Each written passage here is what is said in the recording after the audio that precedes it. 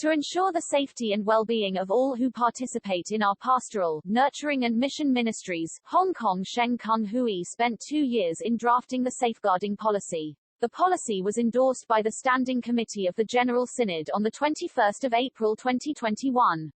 Let's take a look at the content of the policy. Chapter 1 is the foreword by the Archbishop and Primate, and words from Archbishop Emeritus Paul Kwong. Chapter 2, Biblical Mandate for Providing a Safe Church. We would like to highlight 2 of these clauses. To act justly and to love mercy and to walk humbly with your God. The Book of Micah chapter 6, verse 8. Among the 5 marks of mission of the Anglican Communion, the 4th mark, to transform unjust structures of society, to challenge violence of every kind and pursue peace and reconciliation. Challenge all of us to pursue this cause. Chapter 3, Applicability. This policy shall cover the conduct of all levels of church personnel, ordained and lay, employees and volunteers and all people participating in the life of the church events. This policy applies to all the parishes and their ministries. Chapter 4. Overriding Principles. Hong Kong Sheng Kung Hui and all its ministries shall comply with all relevant laws of Hong Kong. We have zero tolerance on all forms of misconduct. We strive to protect all individuals, especially children, pursuant to the principles of the United Nations Convention on the Rights of the Child, and vulnerable persons. When an allegation of misconduct is made, the Church will immediately conduct internal investigation according to the procedure stated in this policy. If deemed necessary, the Church will report the allegation to the proper authorities. We will not permit any person with any record of sexual criminal offenses or who admits to having committed sexual abuse on anyone, or who is known to have a propensity to act inappropriately towards another person, to serve with our ministries. We tolerate no violent, physical, psychological, or sexual misconduct, abusive or exploitative behavior or bullying within the church community. Any such incident, with or without physical harm, must be addressed promptly, humanely and thoroughly. Pastoral support will be given to alleged victims, perpetrators, and all other parties concerned during the time of investigation. We will also support their recovery. The best interest of all parties is to be upheld. Confidentiality of all parties will be respected. We endeavors to provide education and a model of best practice in creating a safe environment and community. This policy is to be a document made widely known to all members of the Church and the public. Where there is a difference in the definitions and standards between this policy and the policies of partner organizations, for example, schools, or scouts, the more stringent standards shall apply. Chapter 5. Definitions, Meanings and Interpretation. We would like to highlight 5.4, Consent. Consent is understood as non-coercive, therefore, consent has not been given if an individual agrees to any activity under threat, or if consent is obtained by fraud or through the influence of a person in authority over that person.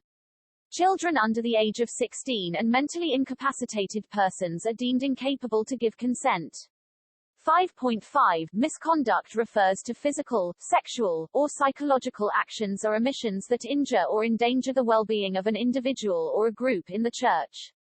Any activity or conduct in which a person in a pastoral relationship with another takes advantage of the vulnerability of the person under their pastoral care, or other guidance or leadership, regardless of who appears to have initiated it, shall be deemed to be misconduct. If in doubt, please seek advice from the Provincial Safeguarding Coordinator or the Safeguarding Officer of your parish. 5.6 Sexual Misconduct. Sexual misconduct for the purposes of this policy includes sexual assault, sexual harassment and sexual exploitation. 5.7 Bullying. It is generally considered that bullying has 3 components in common, namely, repetition, malicious intent and imbalance of power. Bullying can also be broadly classified into 4 categories.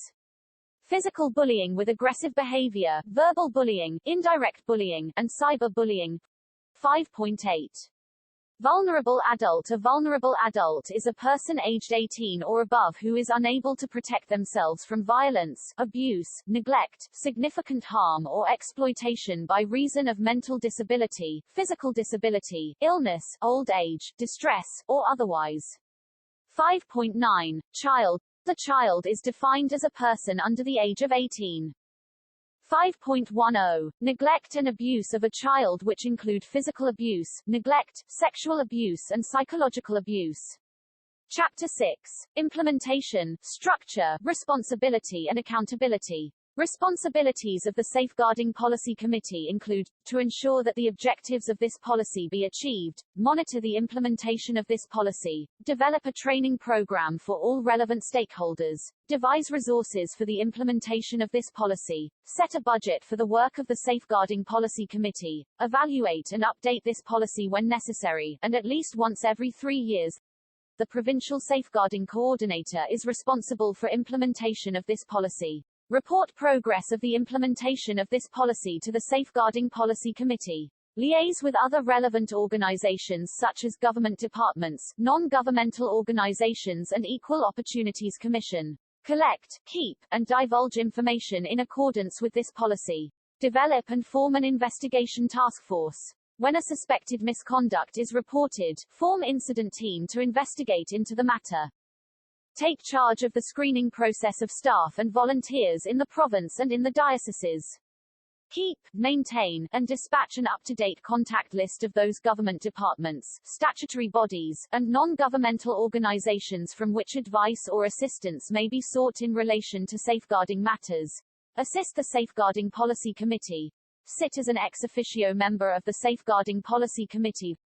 The Provincial Chancellor will provide legal advice for the implementation of this policy as well as for the incident team as required. If the Provincial Chancellor deems necessary, he may engage external professional legal advisors to provide legal advice to the Church. The Vicar of each parish is responsible to provide leadership to implement this policy at the congregation and church ministry. Ensure that all personnel involved in ministry comply with this policy. Appoint a Parish Safeguarding Policy Officer and Deputy.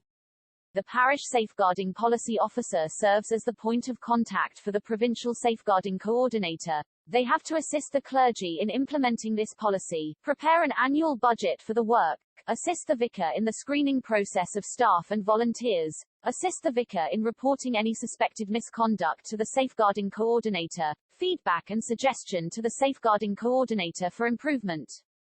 They are also the first point of contact for complaint or report.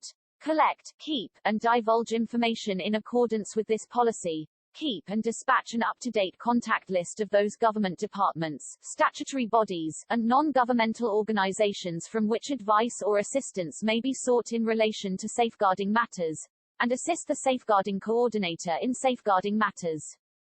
Chapter 7. Creation of safe environment.